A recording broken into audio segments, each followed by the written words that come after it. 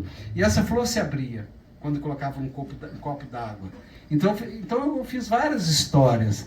Eu fiz outras histórias do menino que pulava do rio. Então tem umas coisas da safra de fumo que meu pai fazia. Mas eu acho assim, né, que o conto é muito difícil de fazer, né?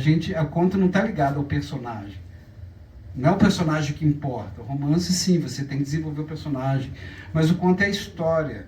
Você tem que ter uma história, ele tem que ter um efeito, né? Como dizia o Edgar Allan Poe. Ele tem que ter um efeito, ele tem que chegar com tudo lá no final.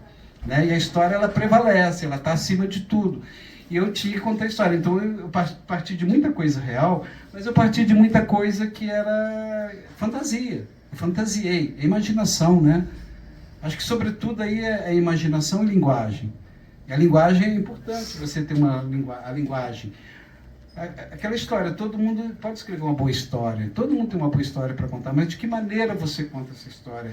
Com que palavras você vai contar? Qual que é o seu repertório? E o que você mobiliza nas pessoas que vão ler o seu livro? Né? Você vai mobilizar uma coisa mais sensível? Eu tento mobilizar as pessoas de alguma maneira, para perceber aquela situação. Bem, então eu fiz esse livro, tem essa primeira parte, que é esse conto de 20 páginas, a segunda parte, ela é os contos de infância. São 6, 7 contos, e que eu conto coisas da infância. Assim, fica um pouco receoso, né? A gente fica receoso de contar as coisas que a gente viveu, né? Mas depois que a gente lança o primeiro livro, a gente perde essa vergonha, assim, essa coisa do constrangimento.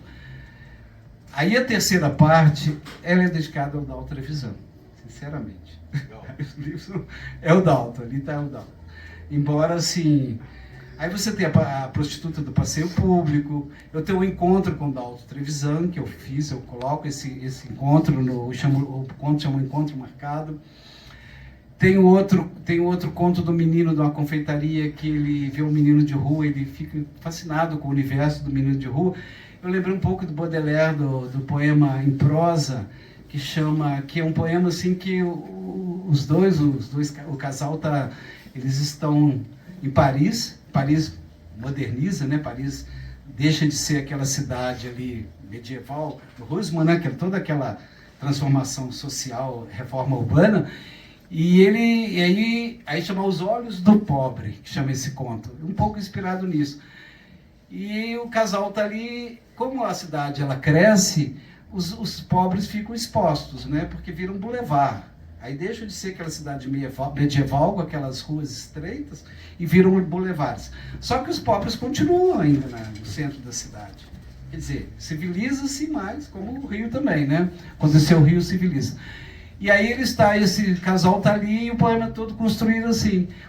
O casal está lá dentro e o menino está lá olhando para eles. Aí o narrador Baudelaire, né, que é um poema em prosa, ele fala: olha como eles são lindos lá dentro, como eles são bonitos, como eles são burgueses, o menino lá fora fazendo essa história assim. Mas eu peguei um pouco assim, o menino dentro da confeitaria: mãe, eu posso dar comida, um doce para esse menino?